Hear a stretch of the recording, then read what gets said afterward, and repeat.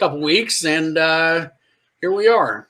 Yeah, absolutely. So, I guess this does feel weird that we don't have hockey, but do you have any plans for Halloween coming up here on Saturday? Yeah, we're going to turn the porch light off, shut all the windows, sit inside, and eat the candy ourselves and watch movies. It's going to be a great time. There you go. We're super festive. I think we're going to get the Christmas decorations out. I think we might do the same thing. So, like I said, we're super festive for Halloween, and we're going to jump right to Christmas, apparently. Yeah, absolutely. So we hope that everybody is doing well here as we continue to move through this unique year and unique time period in all of our collective histories as we continue to work through the coronavirus, which will have a big place in this edition of the podcast. We'll talk about the ECHL's return to play, the schedule breakdown, and then we'll get into some news and notes from across the ECHL. What better time to do it, though, than to kick things off with our first period. Some snazzy new graphics if you're watching on the YouTube channel, and we're working on period graphic or period sounders for you on the audio side of the house, but hopefully we'll have that for you for the November podcast. But we want to kick things off with looking at the ECHL's return to play plan, which came out October 9th. The plan is to kick off things on the 11th with 13 teams, and those 13 will play a full 72-game schedule. They include Allen, Florida, Greenville, Indy, Jacksonville, Kansas City, Orlando, Rapid City, South Carolina, Tulsa, Utah, Wheeling, and Wichita. The remaining 12 teams, the remaining 12 teams, Newfoundland, Brampton, Reading, Adirondack, Maine, Brampton, Worcester, Fort Wayne, Toledo, Cincinnati, Kalamazoo, and Idaho are slated to begin their seasons on January 15th, 2021, upon jurisdictional approval. Those teams will then play a 62-game schedule, and the league standings and playoff positions will be based on winning percentage, and additional details on a playoff format for the 2021 season will come out at a later date. The regular season is slated to end on June 6th of 2021. I guess the first question that I have here is your thoughts, Zach, on the ECHL's return to play plan with the split season model, 13 teams playing the full 72-game slate.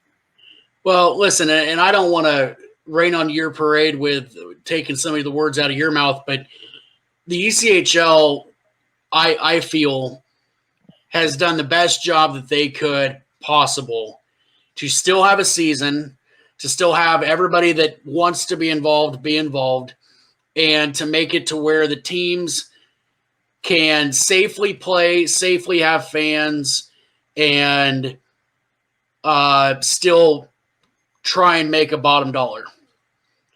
There's no doubt about it that it is still a business. However, I think that the ECHL has done what I think the league, the Players Association, and the organizations work together extremely well to formulate some sort of a plan. You and I talked off the air thousands of times this offseason. Each time the bottom line was it's going to be screwed up somehow. Like, there's going to be some wacky format. They're not going to play something. And this format comes out, and it, for all intents and purposes, it does what it needs to do. I still think there's a lot of things which we'll get into, I'm sure, deeper into this conversation. I think there's a lot of things that are still going to be ironed out that the public, still don't know about. That's not me giving a hint or anything. I'm just saying, I still believe that there's things that are going to come about that impact how the season starts. But I don't think that they could have done anything better to try and make this season happen and give the players, the teams, a chance to play hockey in a safe environment. Yeah, I agree with that. Like this, I do agree that this was, an excellent coordination job between the league, the Players Association, and their reps to kind of to to return live sports into arenas that sorely need them. Let's you hear all the time about how restaurants are losing money and things like that. Look, we're all losing money in this, but the one big side piece out of all of this fallout from the pandemic was that our arenas largely have sat empty with the exception of three in the NBA and NHL for the last 7 months and counting. So I think it's good on the ECHL and the players to try and get those arenas back some of the money they lost. They're not going to recoup everything, obviously. But I sat down and I legitimately pro, con, and concerning or lingering question list. And the lingering questions that I had were far outweighed the pros and the cons of this. And the one big con I keep coming back to is, look, the border's going to remain closed. The United States-Canada border is closed through the end of November, and their Prime Minister, Justin Trudeau, said that it is likely to remain closed indefinitely until the United States gets coronavirus under control. So we're pretty much on an island there, and I don't know how you get those players across. But once they get here, they absolutely have to quarantine. And then top of mind with the concerning questions is, what does the testing look like? We've heard that it could be as light as one time a week for players. I don't know if that's necessarily the safest way to go, considering that you could not have symptoms one day and have symptoms the next, or be asymptomatic the entire period and not know. Well, The thing to think about that, Matt, is you and I go to our job every day, right? Yep. Okay. Do you get tested once a week? I don't know. Okay. That's how I have 30 employees at my work. Mm-hmm. So I'm not isolated by myself. I've not been tested since the pandemic started.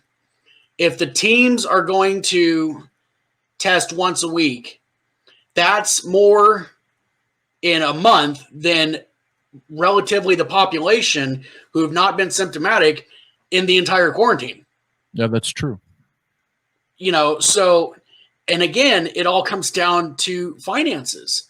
I mean, I understand that we all want this to be the safest thing possible, but once a week is better than once a month, which is better than once a quarter, Right.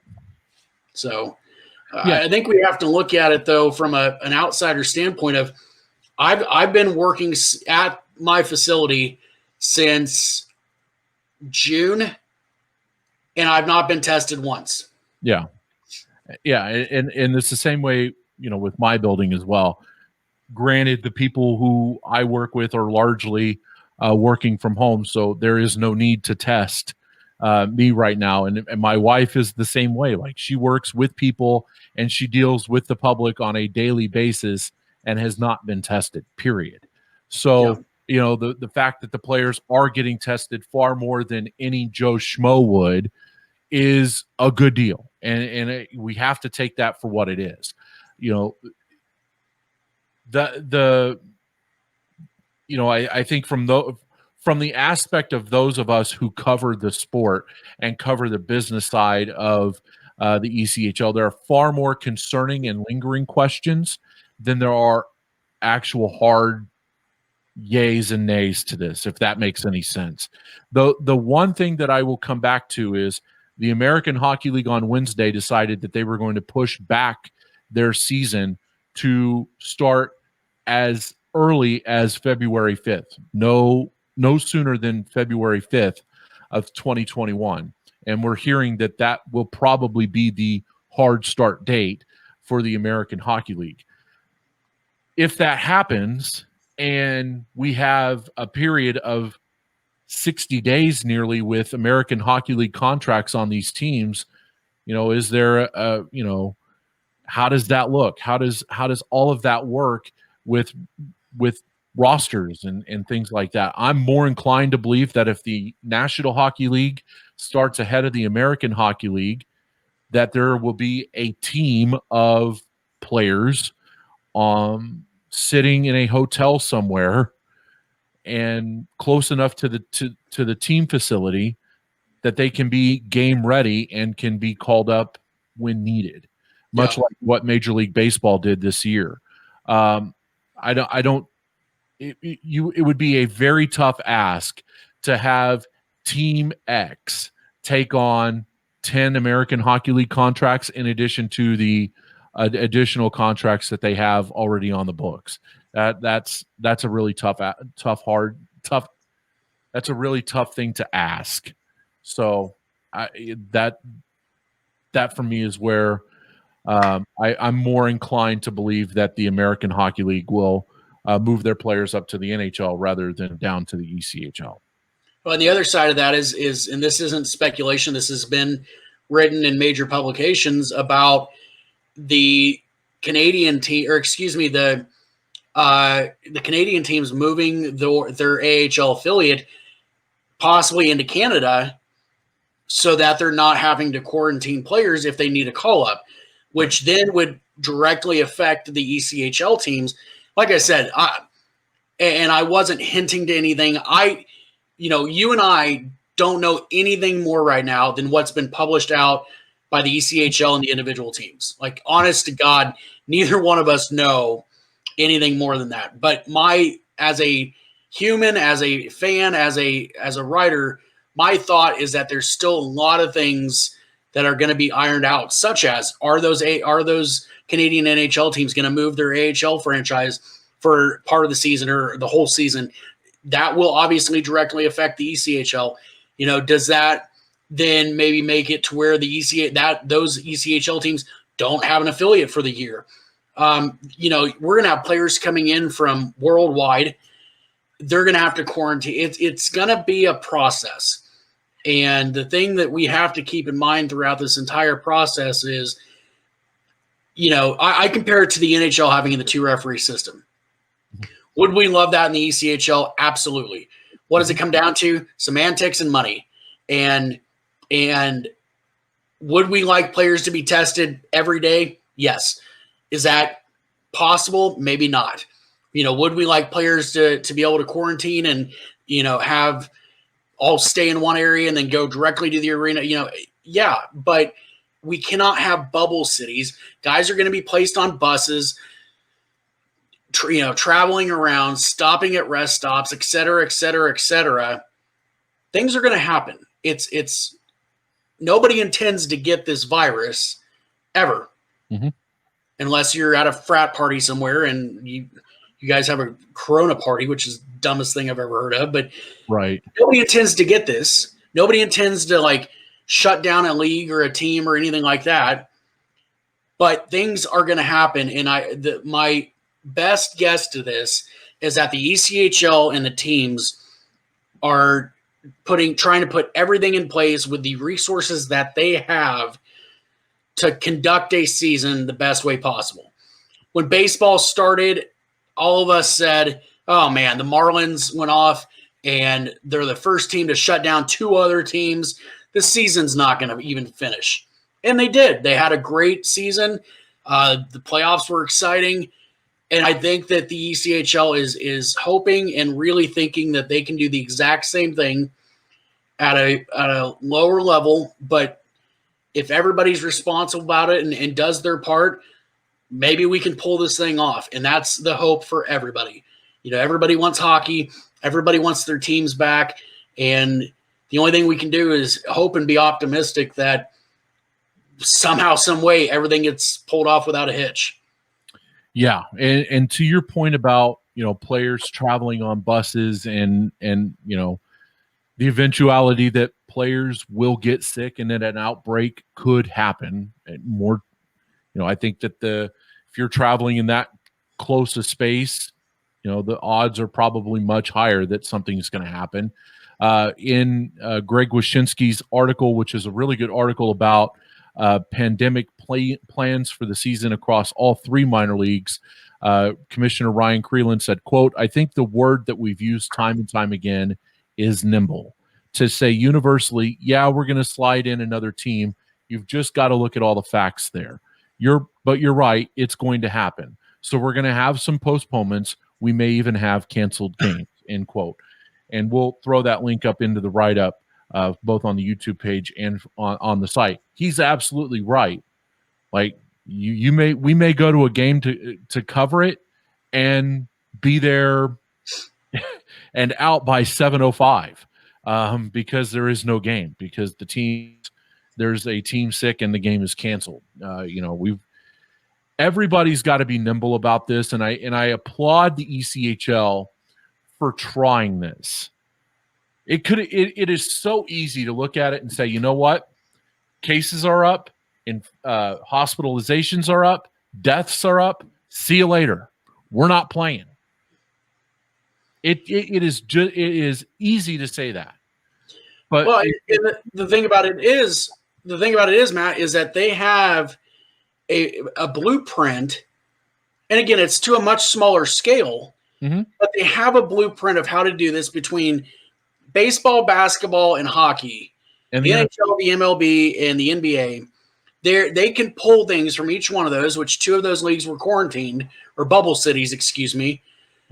But the MLB somehow, some way, I mean, that to me is a shocker. So when I say hopefully somehow, some way, I mean it in the same way I said it about Major League Baseball. I don't mean it as, like the ECHL, they're not going to pull. I'm saying, like, I'm truly hopeful and optimistic that they pull it off because they have a blueprint of how to do it. It's just a matter of everybody doing their part. That's the thing that that really gets me, is everybody has to keep in mind, like, this season is unlike any other. We can't go out. We can't go party after a game. We can't, what I'm saying? Like, we can't all maybe go out to dinner. Instead, we need to cook at somebody's apartment. Let's be smart about this, and let's try and win a championship in one of the most unique seasons that'll ever be played in the ECHL. Yep.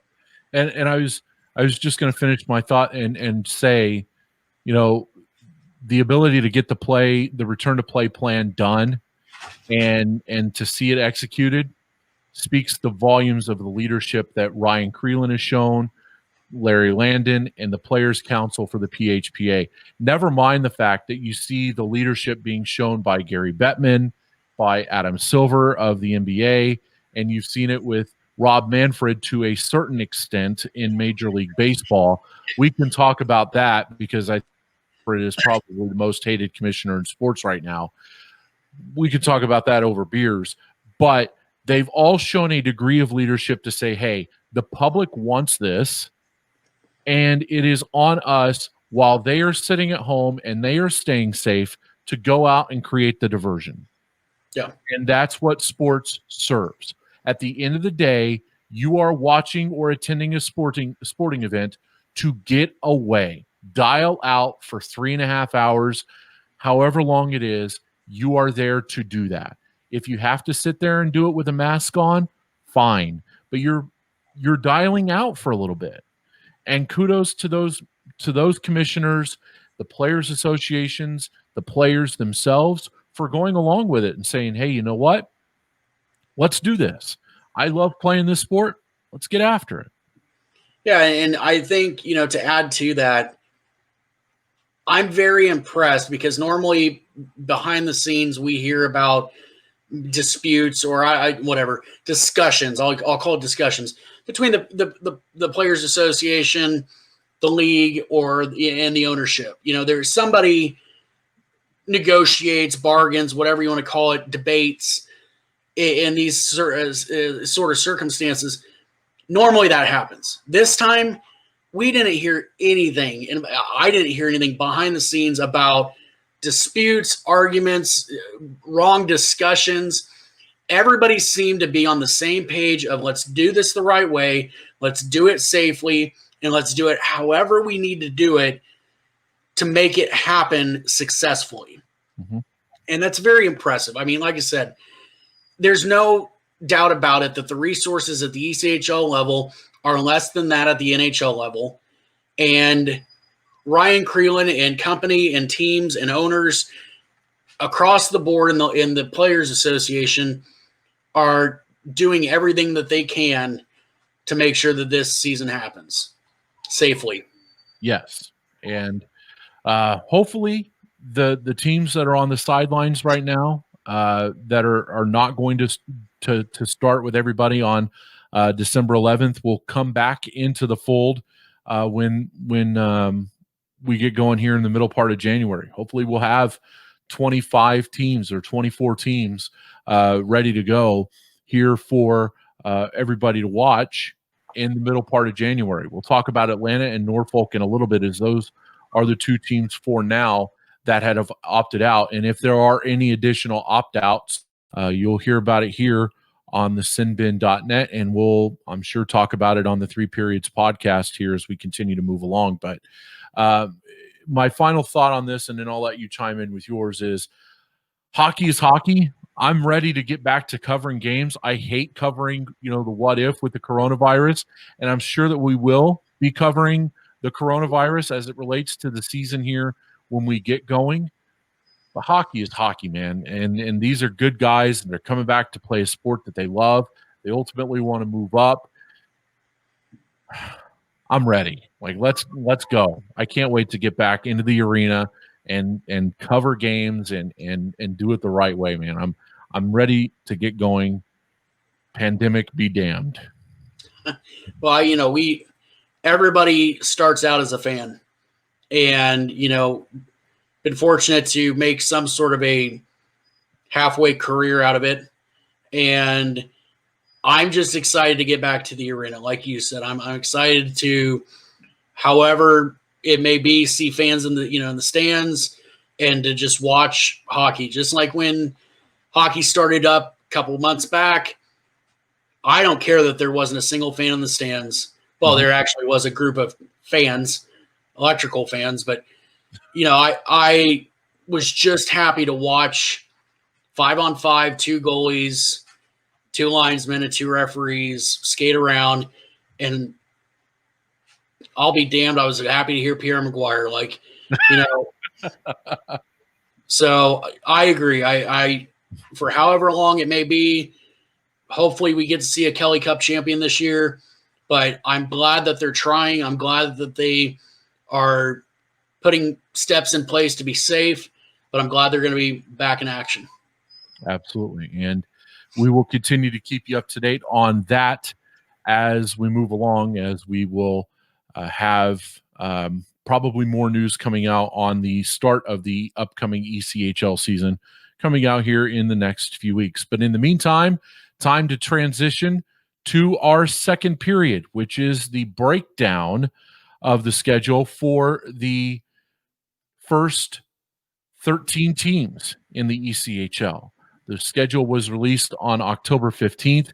10 teams will be in action on the league's unofficial or official opening night, or the first opening night of the 2020-21 season. Florida, South Carolina, Indy, Tulsa, and Rapid all open their home schedules on December the 11th. And then they are joined by the next night by Wheeling and Jacksonville having opened their home schedule. Indy, Allen, Kansas City, and Utah will open their home slates on the 18th. Wichita will do theirs on the 19th, and Orlando will hold their home opener the Tuesday after Christmas on the 29th. The 13 teams will play 5 home and 5 away games. The longest stretch of games in this first leg of the schedule, is from December 22nd to January 3rd of 2021. Your thoughts on the first leg of the ECHL schedule? Well, I like how they kind of did the block scheduling. They, it allows it kind of going back to the first period we talked about with the scheduling. It allows to have that testing once a week play their 2 games, and then be done and get tested again. So I kind of like how they did the schedule in regards to playing as close to home as possible, or at least playing against the same team back-to-back nights. And I think it'll create for less havoc if there is a breakout, because you have 5 days in between, essentially, hopefully for most games, to get that figured out. But again, this will be the most unique season that we ever see. So some teams are going to play 72 games, others will not. But regardless, if they keep the schedule the way that it is, where it's essentially 2 to 3 games a week, and you're as close to the location of the previous night as possible, I think it'd be for a much easier season as far in regards to outbreaks and issues of that sort. See if you follow me on this. Now, you and I both remember the 2014-15 ECHL season, where the 7 Central League teams went into the ECHL, and they pretty much were in their own division, and they didn't see the other Western teams until the Western Conference final that year, when Allen played Ontario in that 7-game classic. I think that the schedule this year will mirror a lot of what happened in 2014-15 when the Cinch teams went into the ECHL. A lot of games where you're nearby. Like if you're in Wheeling, you're probably seeing a lot of Toledo. You're seeing a lot of Kalamazoo. You're seeing a lot of maybe Reading or somebody like that. But you're still playing your games in your division, but it's in a pod around you. Wichita, you're seeing a lot of Kansas City, Tulsa, Allen, maybe a handful of trips to Rapid City, Idaho, and Utah, and you do all of those concurrently. I think that you're going to see a lot of those kind of pod matchups, if you will. Is that kind of do you follow me here as to kind of how I think the season might go schedule wise? Yeah, and I actually when I looked at the schedule the first time, that's literally exactly what it reminded me of, was that first year where I kind of laughed to myself, and I was like, oh, so we're going to be playing the same teams, we've been playing for the last 7-8 years. Great. Mm-hmm. But I think it's smart that if they to any degree use that as a template for this year, that it's brilliant, because it keeps teams close. If there is a problem, it's close to get home. You're not traveling 16 hours with 3 stops in between. Let's say somebody does get sick. Let's say then sorry, we're a little bit of audio difficulties there, Matt. But let's say somebody does get sick. You're not having to stop 3 times in between to get gas, to let guys out, off the bus, etc. You're going to be within driving distance to get home. So I think it's very smart. Yeah, I do too. It's like, Wichita, for example, it's 2.5 hours to Tulsa. It's 3 hours plus 340 maybe to Independence. And it's a 6-hour day trip to Allen there and back. You can do that in 12 hours. So, I like that schedule. You're going to see a lot of the same teams. I think what it also does is it hardens those rivalries, because now, again, in a very unique year, I think all of that goes out the window when you start playing games. We're gonna look at this and go, well, we don't really care about the schedule. We see Allen like 15 times. We see Kansas City 15 times. That's going to create the rivalry that I think is going to harden those rivalries up, if that makes any sense. So I'm excited for that. If you're a fan if you're in like Greenville and South Carolina, those are 2 teams who can easily get into Florida, play Jacksonville, then go down and hit Orlando and Florida on the way out. Those, you'll be doing a lot of that as well. So The one thing I worry about is that we ultimately get to a point in the year where there is an imbalance of teams and we're losing Friday, Saturday, Sunday night dates for those teams if we have an odd number of teams playing. So, but we'll cross that bridge when we get to it.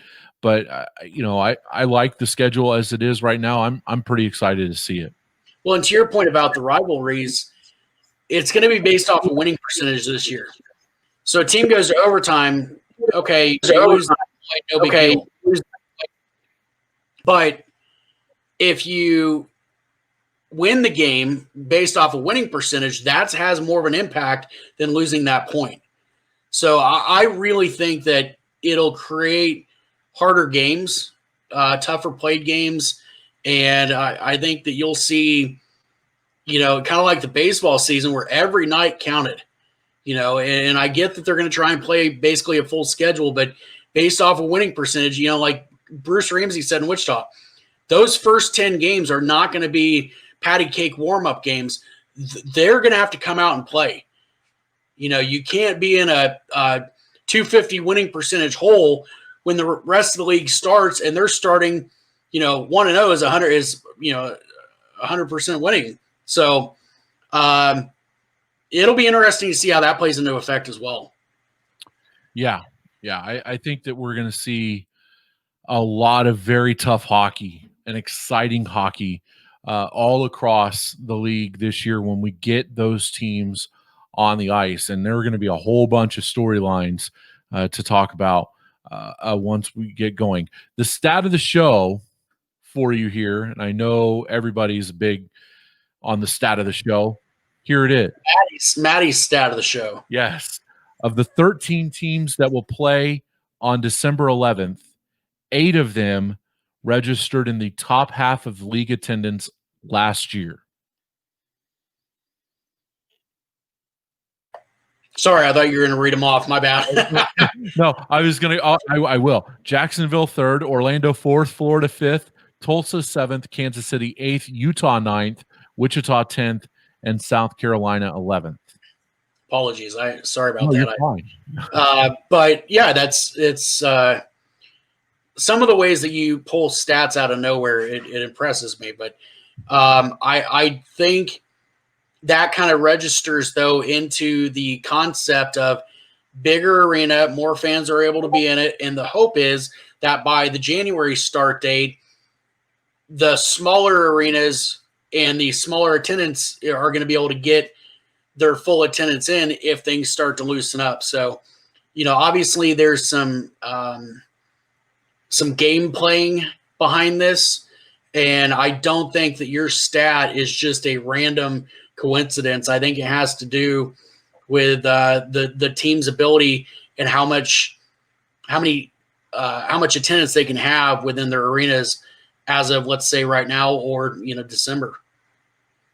Yeah, and then God forbid pray to God that the vaccine comes out, it works, and then more than 65 or 70% of the people take it, and we can really reopen things up here. And I think that publicly, I don't think anybody in the ECHL is going to say, hey, we're really waiting on that vaccine. But I think in the deeper places that they don't talk about at parties, to borrow a Few Good Men line, I think they are kind of intrigued to see what will happen when the full rollout of this vaccine comes, because if it does and the officials are correct about it, then we're looking at a full rollout of this vaccine in potentially March or April, right in time for the push to the playoffs and then a potential playoff run for teams once they get in, which means you can open things back up again.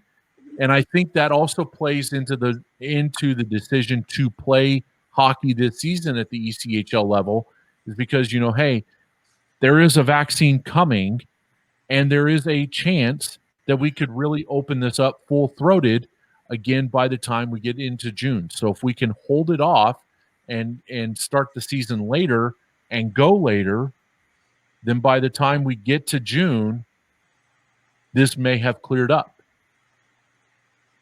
I never even thought about that. Yeah, the vaccine from my side has been kind of a back burner issue. I'm more concerned with, not to get into this discussion, but I'm more concerned with everybody taking care of themselves. Oh yeah.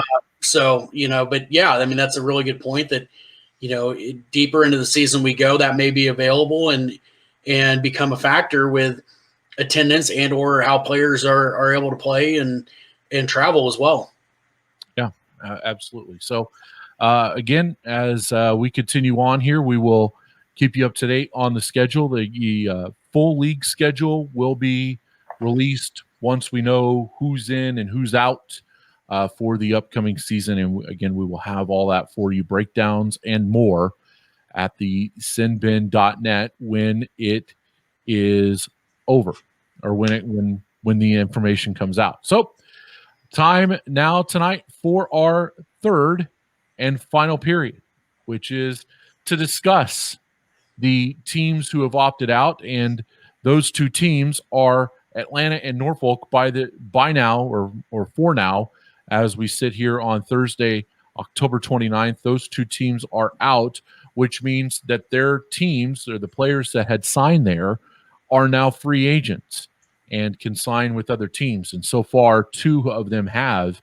Michael Pellick went from Atlanta to Wheeling, which is a big sign for Nailers head coach Mark French. And Bryce Reddick reunites with Andrew Lord in Greenville. He also had previously signed in Atlanta. Just doing a little bit of recon on both of these rosters, Zach, it looked like Norfolk had the advantage on talent. They had their four veterans set in the lineup. Michael Monfredo was back on the blue line again, providing leadership, and Dejan Mingo was up front for the Admirals. I will be very interested in seeing how many of these players resurface on ECHL rosters, because the other side of this, if you're a player, is that Europe is in the process of shutting down for a second time, and the SPHL here in the United States, the league lower than the ECHL, has only 5 teams, and they're in the middle of their free agent rush of players as well. So jobs are not out there right now for those players. I will be very interested to see how many of those players land on their feet in different ECHL markets. Yeah, and the tough part about that is going to become, guys that would make a third line in the ECHL are now going to be out of a job, potentially because of guys that are first, second liners for Atlanta and Norfolk now going to other teams. Same with the defensive pairings, goaltenders, etc. So it's going to be interesting to see that trickle effect. And then when you get the AHL into play, if they're not able to send players down, the rosters may look quite old school as far as it not being a real affiliate-based deal this year. But it'll be very, very interesting to see, like you said, where those rosters end up. Are those going to be the only 2 teams that opt out? And if not, the amount of players that are going to be available, it's really going to push guys out. And, you get your college kids that would normally get a shot on the third line or the third defensive pairing, whatever it may be, they might not get a chance. As you mentioned, the SPHL only has 5 teams. I'm honestly not sure what the Federal's doing this year. So what do you do? Are rookie players going to have to sit out? I don't know. But that is going to be something very interesting to track and see what happens.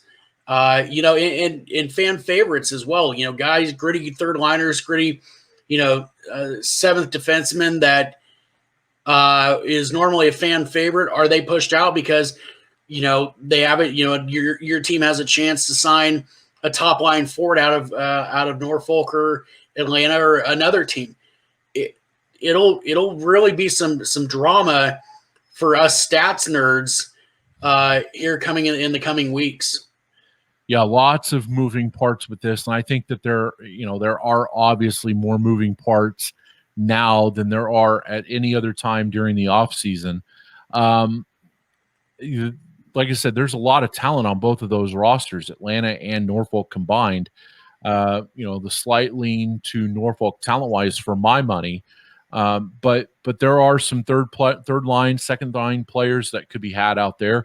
I look at a player like Logan Nelson, who's really found a home in Atlanta, being one of those players who could go in and be a depth player for somebody else on a roster. Maybe even work up to a second line. Probably not a first line player, but definitely a second line player or even a third liner. Players like Mike Monfredo can add veteran leadership on a team on the back end there in Norfolk. So, or a free agent who played in who signed in Norfolk is now a free agent. So, it'll be interesting to see, one, how many of those players land on an ECHL roster, and then two, how many of them go back to Atlanta and Norfolk next year, or are Jeff Pyle and Ryan McGinnis left to go out and re-recruit the players again from their vestiges that they had this season? So, like I said, all kinds of moving parts and a lot of unknowns, a whole lot more unknowns than knowns right now. And our job is not to speculate by any means, right? But like I said, there could be. I don't know. I'll ask you live in the middle of this podcast. Do you know the opt-out date for teams? I believe it is November 30th, but that is, I do not have that official, and I don't believe that anybody would go official with that. I've seen it. Other media members have reported that it is November 30th. Okay, well, again, we won't speculate on that. My point being, it is in the future that there's possibilities of teams still opting out. I won't guess as to who, but again, you look at the Canadian border, issue. That's obviously one. But my point being, if you get 2, 3, 4 more teams opting out, you're looking at 80 players with somewhere to looking for somewhere to play. That's a lot of players to try and fit pieces in. I don't, and I know there's rookie requirements because of the league being a developmental league. I think we'll see good players not having a home to play. You may, so I won't dig any deeper into that foxhole, but it's going to be some news to see here in the coming weeks as to what happens with rosters and signings and the teams up until the season starts. Yeah, absolutely. And again, for all the latest ECHL news, continue to stick here with the sinbin.net as we continue to move you through the next several weeks and get you prepared for hockey to return on December 11th. Do you have anything else to add there? Or? Yeah, one other point I wanted to make, which is back on a little bit more of a solid surface, is you look 2 or 3 weeks into the season, and you have a veteran presence that is normally a good scorer or whatever it may be, and they're not producing. You're going to have guys looking for jobs, and coaches. That's the other thing. Mm-hmm. Coaching decisions a couple weeks into the season. How quickly does a coach pull the trigger on cutting a guy to bring another big name in? My goodness, and I'll use an NHL name, so I'm not throwing out anybody in the ECHL because there's not really any good examples there. But you have a James Neal type guy, veteran presence, can score from any angle. But if he's putting up 3 points over 8 games, do you drop him to bring in a younger kid that has that speed, that skill, and leave him hanging? Who knows? So that's the other side of this. It's going to be fun from a spectator standpoint. Is do big name players get dropped early in the season if they're not producing? That will be, and I honestly had not thought about that. And I, you look at coaches around the league, And, in the same, how long do you let these players go if you lose 1, 2, 3 games in a row, knowing that winning percentage is what's going to make or break you this year? Yeah, absolutely. And every team is going to start this season knowing, not thinking, knowing that they have a chance. Yep. And so it doesn't matter if you were bottom of the barrel last year or and I know last year there wasn't a champion, but you know what I'm saying? Like you're striding into the playoffs. If you're right, if they're going on a 4-game losing streak or a 4 or 5-game winless streak, like Allen, you look at a team like Allen, who Steve Martinson has no issue making roster changes. He goes 4 or 5 games in a row without a point, and somebody is losing their job. And that, again, from a spectator standpoint, not media or anything like that, that is going to be extremely fun to watch and see what coaches pull triggers to try and make that big move. It's going to kind of remind me of fantasy hockey. Who's going to have the waiver wire claim that's going to make big points this week, and that'll be interesting. Yeah. I'm still not as good at fantasy hockey as I am at DraftKings, and I suck at DraftKings. Well, that makes 2 of us. But hopefully Steve Martinson is better at ECHL fantasy hockey and those coaches as well. So, his numbers prove that he's good at it. Yeah, he's got a fistful of rings, a couple of them. So let's move into our ECHL news and notes here as we kind of put a bow on the podcast for this month. The ECHL has a new content partner and streaming partner, and that is Flow Sports. They are they've been around for about 15 years and air racing, fencing of all things, wrestling. They also air hockey. They air the CCHA, Atlantic Hockey, and WCHA conferences live and on demand. So I'm really eager to see what Flow Sports can do here, whether it's going to be a better version of Hockey TV or a similar version to Hockey TV, the platform that the American Hockey League and SPHL are going to. American Hockey League has already gone to it. SPHL is going to it.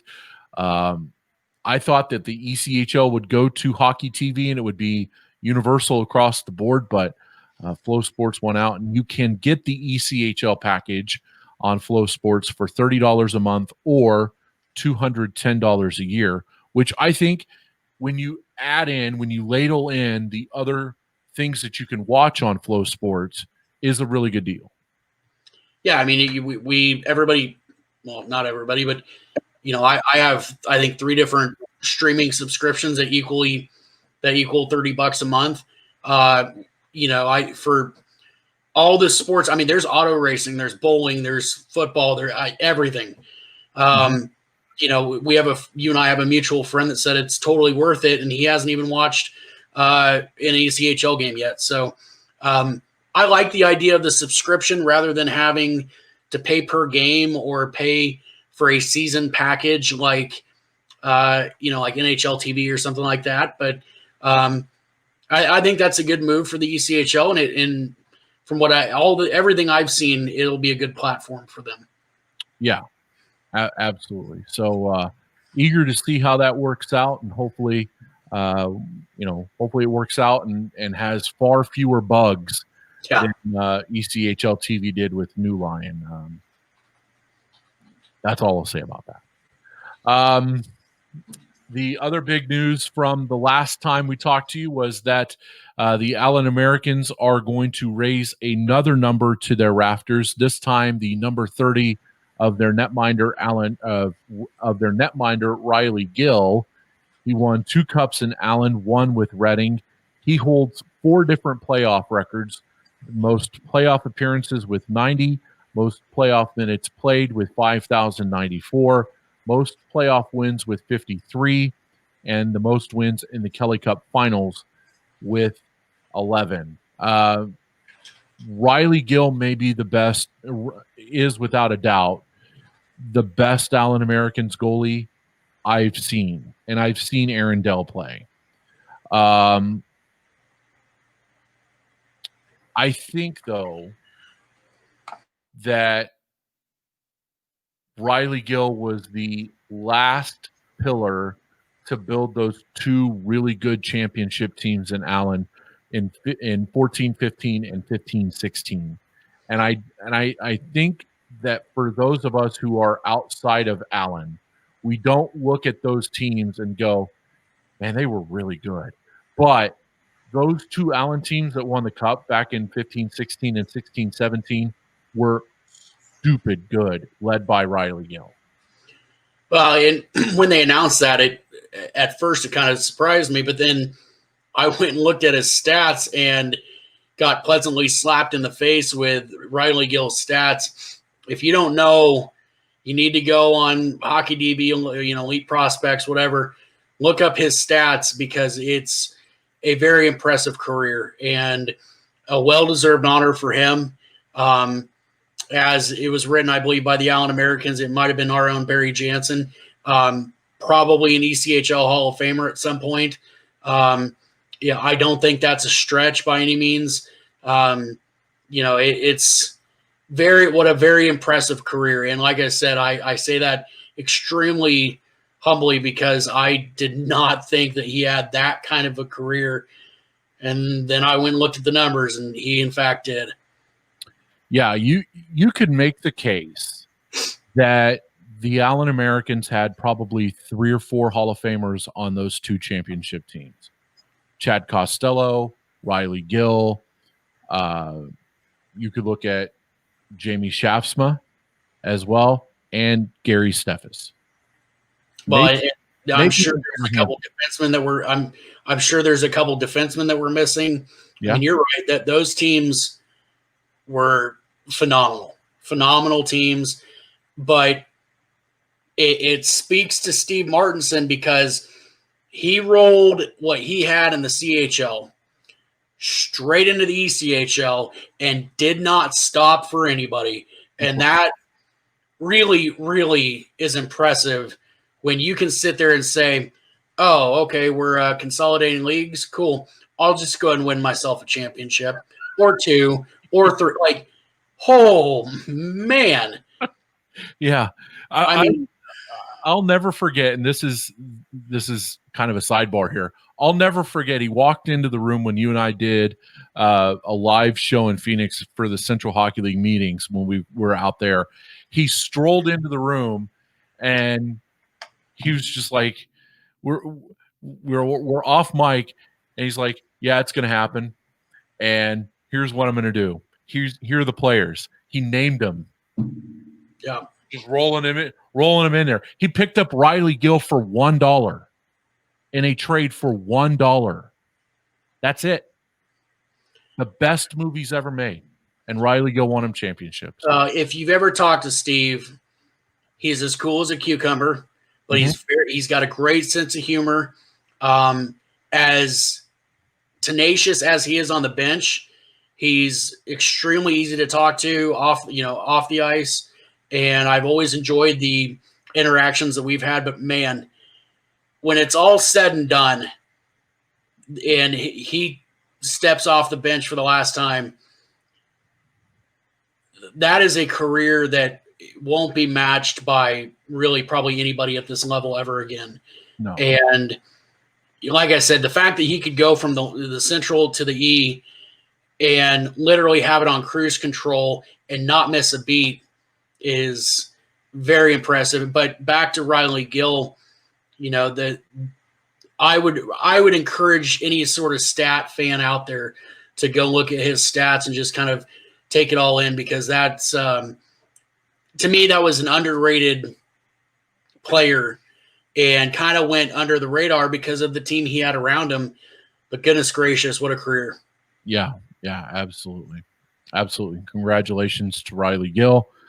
His number will be lifted to the rafters of the Allen Event Center at a home game in December. A couple of other news and notes here. The Jacksonville Icemen announced an extension of their lease at ViStar Memorial Arena, and that has been extended pending the approval from the city council. It will keep the Icemen in Jacksonville for another 5 years through 2030-31 with an option for an additional 5 years. So good to see that the Evansville Icemen finally have found a home in Jacksonville in the first coast of Florida there. Beautiful area.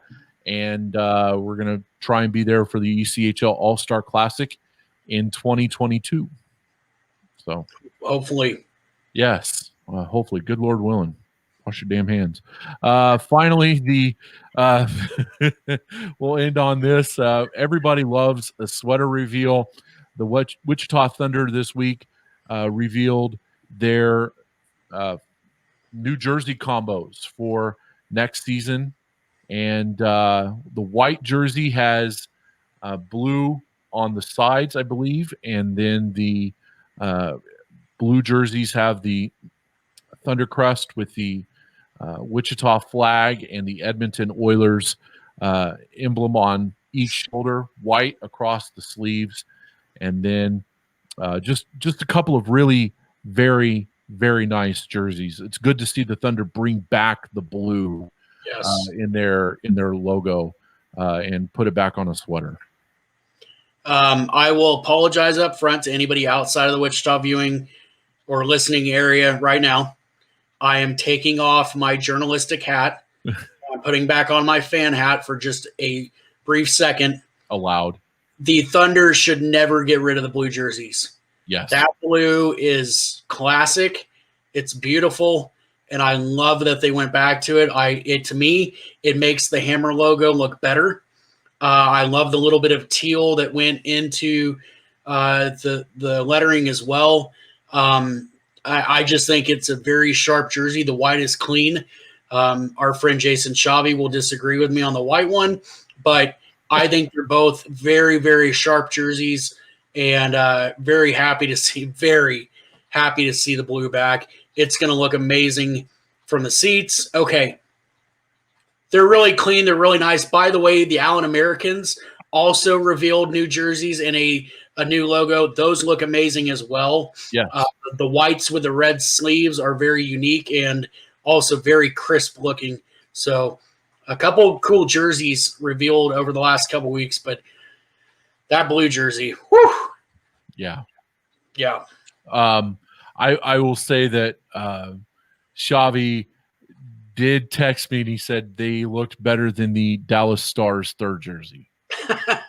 I like those, but that's just me. I'm going to have to see them. I'm going to have to see them in at first I thought it looked like a game of laser tag gone bad.